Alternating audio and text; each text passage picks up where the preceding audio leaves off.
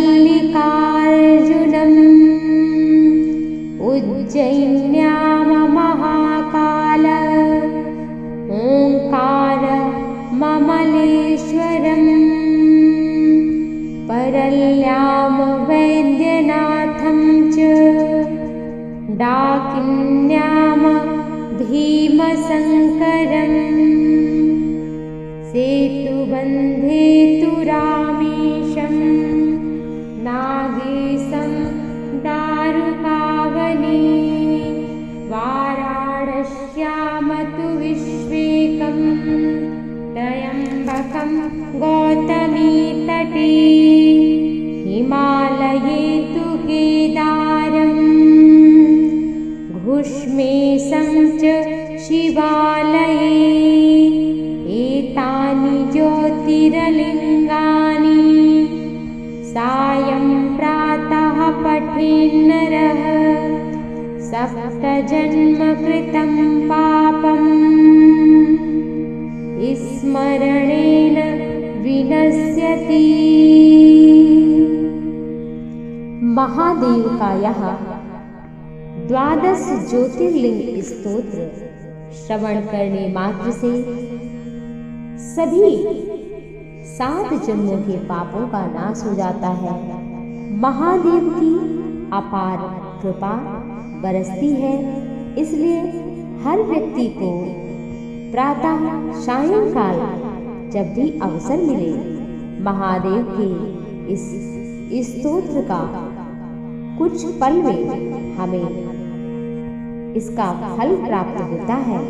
महादेव की कृपा बरसती है, रुके कार्य पूर्ण होते हैं, इसलिए अपने जीवन को कृतार्थ करने के लिए सबसे सरल, सबसे सहज, कम समय में पूर्ण लाभ देने वाला ये 12 ज्योतिर्लिंग स्तोत्र श्रवण करने से जो बड़ी बड़ी तपस्या से नहीं प्राप्त होता, वो 12 ज्योतिर्लिंग के स्मरण मात्र से प्राप्त हो जाता है। ओम नमः शिवाय।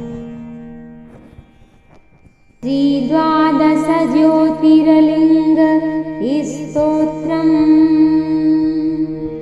सौराष्ट्रे सोमनाथं च श्रीशैले मल्लिकार्जुनम् उज्जयिन्यां महाकाल ओंकार ममलेश्वरम् परल्यां वैद्यनाथं च डाकिन्यां भीमशङ्करम् सेतुबन्धे तु रामेशं नागेशं दारुकावने वाराणस्यां तु विश्वेकं त्र्यम्बकं गौतमीतटे हिमालये तु केदारम् घुष्मेशं च शिवालये एतानि ज्योतिर्लिङ्गानि सायं प्रातः पठेन्नरः सप्तजन्मकृतं पापम् स्मरणेन विनश्यति। महादेव का यह 12 ज्योतिर्लिंग स्तोत्र श्रवण करने मात्र से सभी 7 जन्मों के पापों का नाश हो जाता है। महादेव की अपार कृपा बरसती है, इसलिए हर व्यक्ति को प्रातः सायंकाल जब भी अवसर मिले महादेव के इस स्तोत्र का कुछ पल में हमें इसका फल प्राप्त होता है। महादेव की कृपा बरसती है, रुके कार्य पूर्ण होते हैं, इसलिए अपने जीवन को कृतार्थ करने के लिए सबसे सरल, सबसे सहज, कम समय में पूर्ण लाभ देने वाला ये 12 ज्योतिर्लिंग स्तोत्र श्रवण करने से जो बड़ी बड़ी तपस्या से नहीं प्राप्त होता, वो 12 ज्योतिर्लिंग के स्मरण मात्र से प्राप्त हो जाता है। ओम नमः शिवाय। श्रीद्वादश ज्योतिर्लिंग स्तोत्रम् सौराष्ट्रे सोमनाथं च श्रीशैले मल्लिकार्जुनम् उज्जयिन्यां महाकाल ओंकार ममलेश्वरम् परल्यां वैद्यनाथं च डाकिन्यां भीमशङ्करम् सेतुबन्धे तु रामेशं नागेशं दारुकावने वाराणस्यां तु विश्वेकं त्र्यम्बकं गौतमीतटे हिमालये तु केदारम् घुष्मेशं च शिवालये एतानि ज्योतिर्लिङ्गानि सायं प्रातः पठेन्नरः सप्तजन्मकृतं पापम् स्मरणेन विनश्यति। महादेव का यह द्वादश ज्योतिर्लिंग स्तोत्र श्रवण करने मात्र से सभी 7 जन्मों के पापों का नाश हो जाता है। महादेव की अपार कृपा बरसती है, इसलिए हर व्यक्ति को प्रातः सायंकाल जब भी अवसर मिले महादेव के इस स्तोत्र का कुछ पल में हमें इसका फल प्राप्त होता है। महादेव की कृपा बरसती है, रुके कार्य पूर्ण होते हैं, इसलिए अपने जीवन को कृतार्थ करने के लिए सबसे सरल, सबसे सहज, कम समय में पूर्ण लाभ देने वाला ये द्वादश ज्योतिर्लिंग स्तोत्र श्रवण करने से जो बड़ी बड़ी तपस्या से नहीं प्राप्त होता, वो द्वादश ज्योतिर्लिंग के स्मरण मात्र से प्राप्त हो जाता है। ओम नमः शिवाय। श्री द्वादश ज्योतिर्लिंग स्तोत्रम्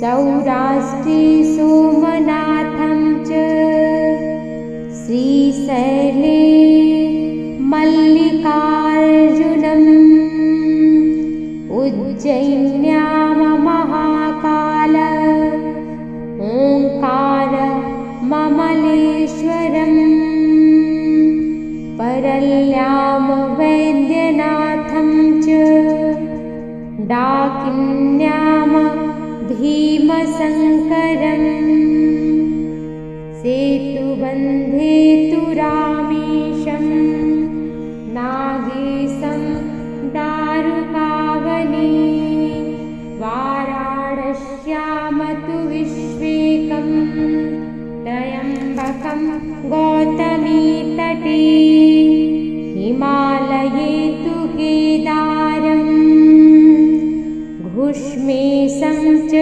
शिवालये एतानि ज्योतिर्लिङ्गानि सायं प्रातः पठेन्नरः सप्तजन्मकृतं पापम् स्मरणेन विनश्यति। महादेव का यह द्वादश ज्योतिर्लिंग स्तोत्र श्रवण करने मात्र से सभी 7 जन्मों के पापों का नाश हो जाता है। महादेव की अपार कृपा बरसती है, इसलिए हर व्यक्ति को प्रातः सायंकाल जब भी अवसर मिले महादेव के इस स्तोत्र का कुछ पल में हमें इसका फल प्राप्त होता है। महादेव की कृपा बरसती है, रुके कार्य पूर्ण होते हैं, इसलिए अपने जीवन को कृतार्थ करने के लिए सबसे सरल, सबसे सहज, कम समय में पूर्ण लाभ देने वाला ये द्वादश ज्योतिर्लिंग स्तोत्र श्रवण करने से जो बड़ी बड़ी तपस्या से नहीं प्राप्त होता, वो द्वादश ज्योतिर्लिंग के स्मरण मात्र से प्राप्त हो जाता है। ओम नमः शिवाय।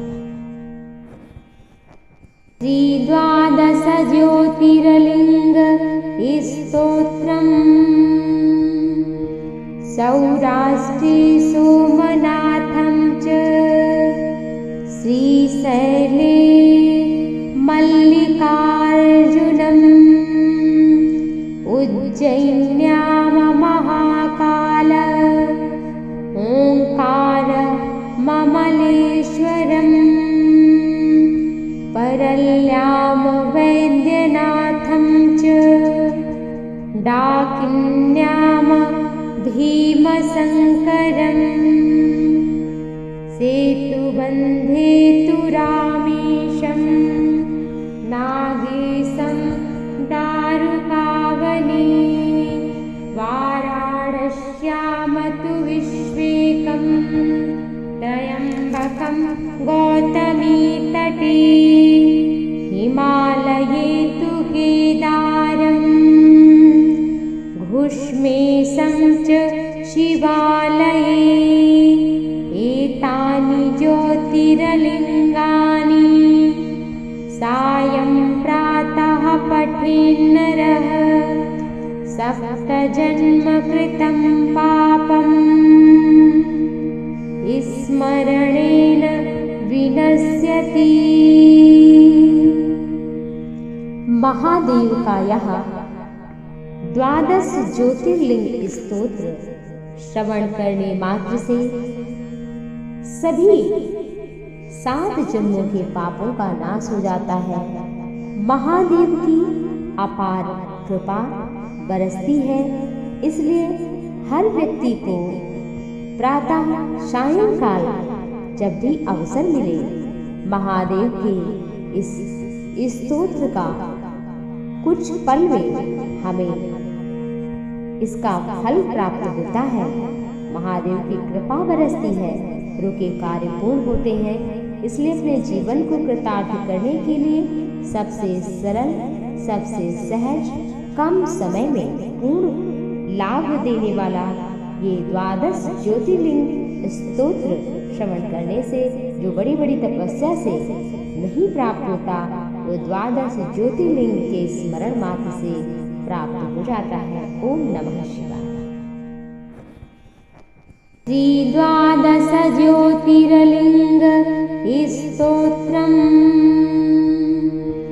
सौराष्ट्रे सोमनाथं च श्रीशैले मल्लिकार्जुनम् उज्जयिन्यां महाकाल ओंकार ममलेश्वरम् परल्यां वैद्यनाथं च डाकिन्यां भीमशङ्करम् सेतुबन्धे तुरामीशं नागेशं दारुकावने वाराणस्यां तु विश्वेकं त्र्यम्बकं गौतमीतटे हिमालये तु केदारम् घुष्मेशं च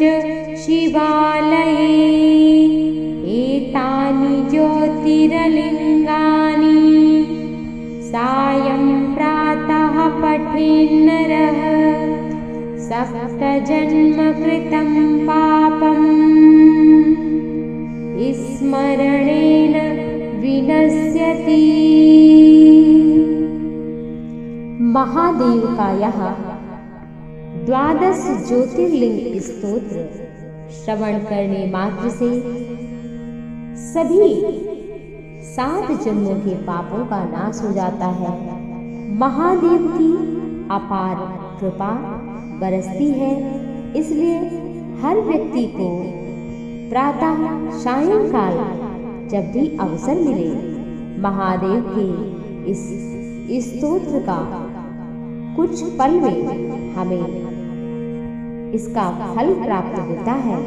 महादेव की कृपा बरसती है, रुके कार्य पूर्ण होते हैं। इसलिए अपने जीवन को कृतार्थ करने के लिए सबसे सरल, सबसे सहज, कम समय में पूर्ण लाभ देने वाला ये 12 ज्योतिर्लिंग स्तोत्र श्रवण करने से जो बड़ी बड़ी तपस्या से नहीं प्राप्त होता, वो 12 ज्योतिर्लिंग के स्मरण मात्र से प्राप्त हो जाता है। ओम नमः शिवाय। श्री 12 ज्योतिर्लिंग स्तोत्रम्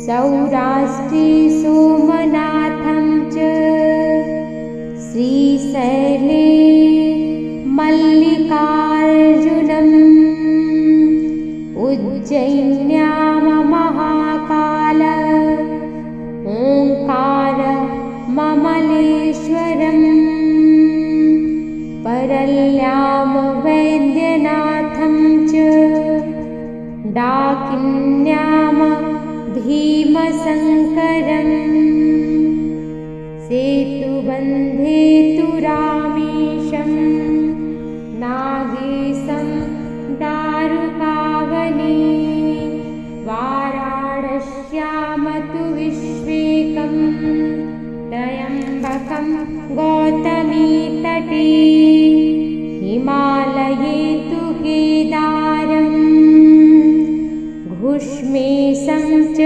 शिवालये एतानि ज्योतिर्लिङ्गानि सायं प्रातः पठेन्नरः सप्तजन्म कृतं पापम् स्मरणेन विनश्यति। महादेव का यह 12 ज्योतिर्लिंग स्तोत्र श्रवण करने मात्र से सभी 7 जन्मों के पापों का नाश हो जाता है।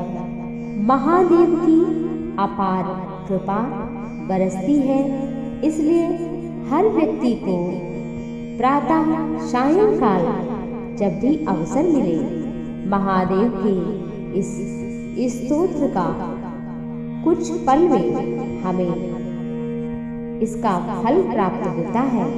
महादेव की कृपा बरसती है, रुके कार्य पूर्ण होते हैं। इसलिए अपने जीवन को कृतार्थ करने के लिए सबसे सरल, सबसे सहज, कम समय में पूर्ण लाभ देने वाला ये 12 ज्योतिर्लिंग स्तोत्र श्रवण करने से जो बड़ी बड़ी तपस्या से नहीं प्राप्त होता, वो 12 ज्योतिर्लिंग के स्मरण मात्र से प्राप्त हो जाता है। ओम नमः शिवाय। श्री 12 ज्योतिर्लिंग स्तोत्रम् सौराष्ट्रे सोमनाथं च श्रीशैले मल्लिकार्जुनम् उज्जयिन्यां महाकाल ओंकार ममलेश्वरम् परल्यां वैद्यनाथं च डाकिन्यां भीमशङ्करम् सेतुबन्धे तु रामेशं नागेशं दारुकावने वाराणस्यां तु विश्वेकं त्र्यम्बकं गौतमीतटे हिमालये तु केदारम् घुष्मेशं च शिवालये एतानि ज्योतिर्लिङ्गानि सायं प्रातः पठेन्नरः सप्तजन्म कृतं पापम् स्मरणेन विनश्यति। महादेव का यह 12 ज्योतिर्लिंग स्तोत्र श्रवण करने मात्र से सभी 7 जन्मों के पापों का नाश हो जाता है। महादेव की अपार कृपा बरसती है, इसलिए हर व्यक्ति को प्रातः सायंकाल जब भी अवसर मिले महादेव के इस स्तोत्र का कुछ पल में हमें इसका फल प्राप्त होता है। महादेव की कृपा बरसती है, रुके कार्य पूर्ण होते हैं, इसलिए अपने जीवन को कृतार्थ करने के लिए सबसे सरल, सबसे सहज, कम समय में पूर्ण लाभ देने वाला ये 12 ज्योतिर्लिंग स्तोत्र श्रवण करने से जो बड़ी बड़ी तपस्या से नहीं प्राप्त होता, वो 12 ज्योतिर्लिंग के स्मरण मात्र से प्राप्त हो जाता है। ओम नमः शिवाय। श्री 12 ज्योतिर्लिंग स्तोत्रम्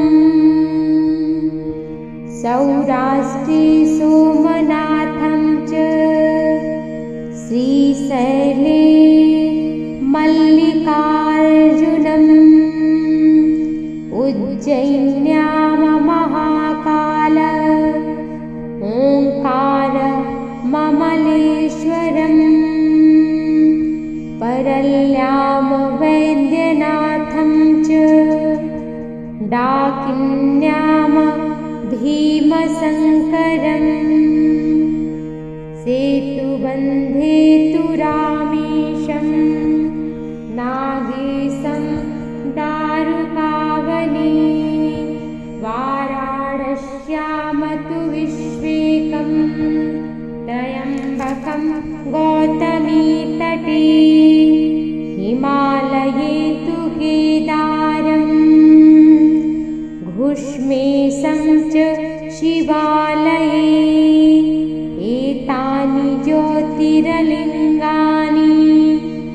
सायं प्रातः पठेन्नरः सप्तजन्म कृतं पापम् स्मरणेन विनश्यति। महादेव का यह 12 ज्योतिर्लिंग स्तोत्र श्रवण करने मात्र से सभी 7 जन्मों के पापों का नाश हो जाता है। महादेव की अपार कृपा बरसती है, इसलिए हर व्यक्ति को प्रातः सायंकाल जब भी अवसर मिले महादेव के इस स्तोत्र का कुछ पल में हमें इसका फल प्राप्त होता है। महादेव की कृपा बरसती है, रुके कार्य पूर्ण होते हैं, इसलिए अपने जीवन को कृतार्थ करने के लिए सबसे सरल, सबसे सहज, कम समय में पूर्ण लाभ देने वाला ये 12 ज्योतिर्लिंग स्तोत्र श्रवण करने से जो बड़ी बड़ी तपस्या से नहीं प्राप्त होता, वो 12 ज्योतिर्लिंग के स्मरण मात्र से प्राप्त हो जाता है। ओम नमः शिवाय। श्री 12 ज्योतिर्लिंग स्तोत्रम् सौराष्ट्रे सोमनाथं च श्रीशैले मल्लिकार्जुनम् उज्जयिन्यां महाकाल ओंकार ममलेश्वरम् परल्यां वैद्यनाथं च डाकिन्यां भीमशङ्करम् सेतुबन्धे तु रामेशं नागेशं दारुकावने वाराणस्यां तु विश्वेकं त्र्यम्बकं गौतमीतटे हिमालये तु केदारम् घुष्मेशं च शिवालये एतानि ज्योतिर्लिङ्गानि सायं प्रातः पठेन्नरः सप्तजन्म कृतं पापम् स्मरणेन विनश्यति। महादेव का यह द्वादश ज्योतिर्लिंग स्तोत्र श्रवण करने मात्र से सभी 7 जन्मों के पापों का नाश हो जाता है। महादेव की अपार कृपा बरसती है, इसलिए हर व्यक्ति को प्रातः सायंकाल जब भी अवसर मिले महादेव के इस स्तोत्र का कुछ पल में हमें इसका फल प्राप्त होता है। महादेव की कृपा बरसती है, रुके कार्य पूर्ण होते हैं, इसलिए अपने जीवन को कृतार्थ करने के लिए सबसे सरल, सबसे सहज, कम समय में पूर्ण लाभ देने वाला ये द्वादश ज्योतिर्लिंग स्तोत्र श्रवण करने से जो बड़ी बड़ी तपस्या से नहीं प्राप्त होता, वो द्वादश ज्योतिर्लिंग के स्मरण मात्र से प्राप्त हो जाता है। ओम नमः शिवाय।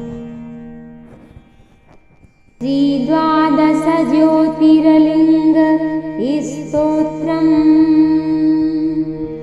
सौराष्ट्रे सोमनाथं च श्रीशैले मल्लिकार्जुनम् उज्जयिन्यां महाकाल ओंकार ममलेश्वरम् परल्यां वैद्यनाथं च डाकिन्यां भीमशङ्करम् सेतुबन्धे तु रामेशं नागेशं दारुकावने वाराणस्यां तु विश्वेकं त्र्यम्बकं गौतमी तटे हिमालये तु केदारम् घुष्मेशं च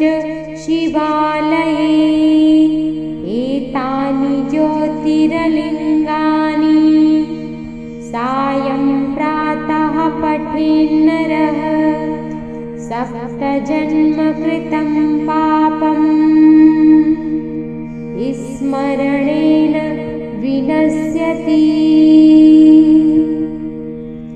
महादेव का यह द्वादश ज्योतिर्लिंग स्तोत्र श्रवण करने मात्र से सभी 7 जन्मों के पापों का नाश हो जाता है। महादेव की अपार कृपा बरसती है, इसलिए हर व्यक्ति को प्रातः सायंकाल जब भी अवसर मिले महादेव के इस स्तोत्र का कुछ पल में हमें इसका फल प्राप्त होता है। महादेव की कृपा बरसती है, रुके कार्य पूर्ण होते हैं, इसलिए अपने जीवन को कृतार्थ करने के लिए सबसे सरल, सबसे सहज, कम समय में पूर्ण लाभ देने वाला ये द्वादश ज्योतिर्लिंग स्तोत्र श्रवण करने से जो बड़ी बड़ी तपस्या से नहीं प्राप्त होता, वो द्वादश ज्योतिर्लिंग के स्मरण मात्र से प्राप्त हो जाता है। ओम नमः शिवाय।